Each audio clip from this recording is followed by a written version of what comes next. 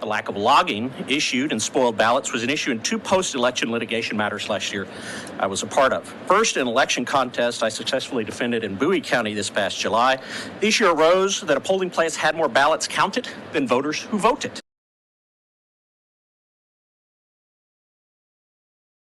Significant findings after significant study that mail-in ballots are fraught with fraud and that we have bipartisan agreement on that.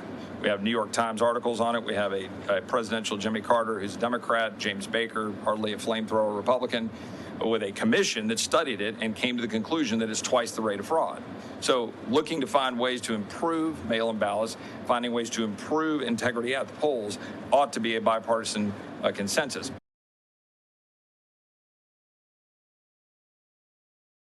I will tell you that in Bexar County, I received a stack of absentee ballots that all had the same return address, and it was a cemetery on the south side of Bexar County. That cemetery was run by a political consultant that was given charge of that cemetery by the county commissioners in Bexar County. They all had the same return address. I took that information to Keith Ingram with the Secretary of State. They stated this was classic vote harvesting, sent me over to the Attorney General's office, where an investigation ensued.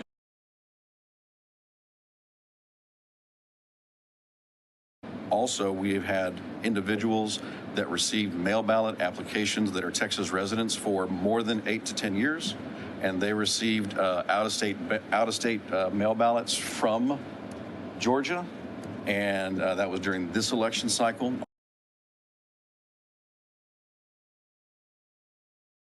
I had one question, but now I have two. You've just said to us that assistance complaints are the number 2 complaint you get. What's number 1? Mail ballot fraud, mail ballot harvesting. Of course, I should have realized.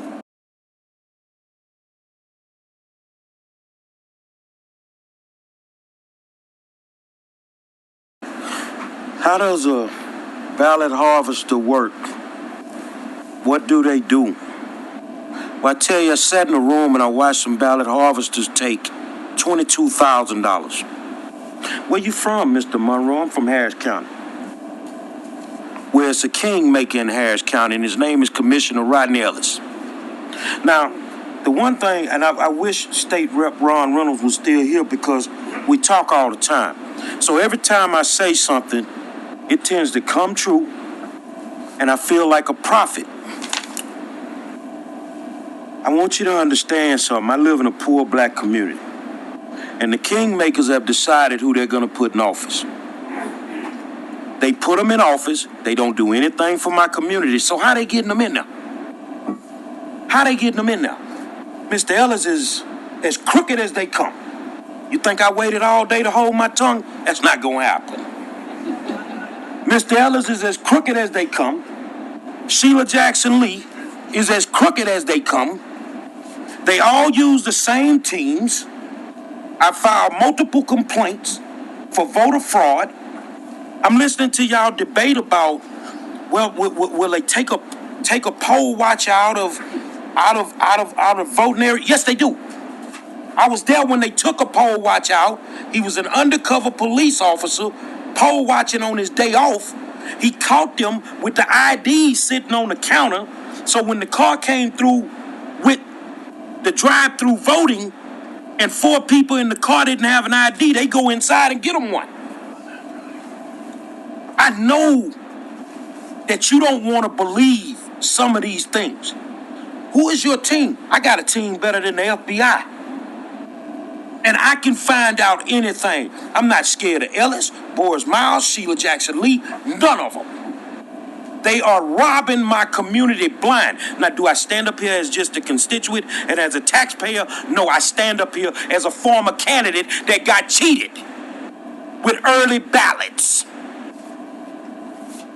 How bad is this? One ballot harvester can affect an election with 80,000 votes. They charge $15 an hour. They can do 400 ballots a day and never leave their houses. Now, I know one of my reps is going to probably ask me, do you have evidence? I'd love to give it to you because I can't give it to my Democratic DA because she does nothing about it. My Democratic county attorney on a recording them in a third-party consent state tells me I can't do anything about it because the county has no money. But we know you're telling the truth. So you're telling me you letting people violate the law and you do nothing about it, but if I run a red light, I might be Sandra Bland?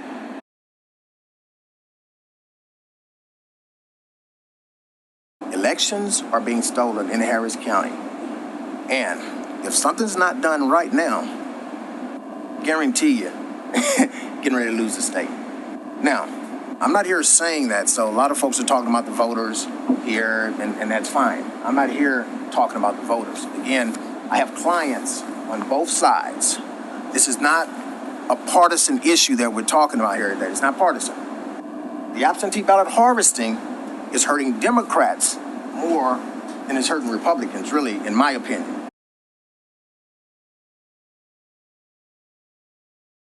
No one's talked about dead voters today, so I may as well start. Let's talk about dead voters. The Ballot Security Committee is growing in both numbers and capabilities. We now have a election data analysis subcommittee that's doing a deep dive into our voter registration rolls, and we're finding some scary stuff. But sometimes you don't even have to dig to get scared. In 2020, the Harris County interim clerk mass mailed ballot-by-mail applications to every registered voter over 65 years of age, about 400,000 applications. He publicly stated in his press conference he used the most current voter registration rolls to be sure he was accurate. Within 10 days of the mailing, we began receiving phone calls from people who lived at the addresses to which the ballot applications had been sent, and who were in fact related to the people addressed on the applications. They were calling to complain because their relatives were deceased. And in fact, the range of deceased time was 2 to 11 years, and we had 43 of these calls. That's not good. We told them how to report the issue and how to get their relative's name off the voter rolls, and then we started getting some even more strange calls. We had 24 phone calls from people who live in Oklahoma. They moved to Oklahoma from Harris County between 2 and 6 years ago. And at their Oklahoma address, they got their Harris County ballot-by-mail application, even though they'd left a long time ago. Now, we've always felt that when people move from Texas to Oklahoma, the IQ of both states goes up. But we think this is still serious enough to be worried about. In the private sector, if you constantly screw up your business and your job and are constantly inaccurate, you get fired. Okay, our citizens deserve to have confidence in the accuracy of our voter rolls, period.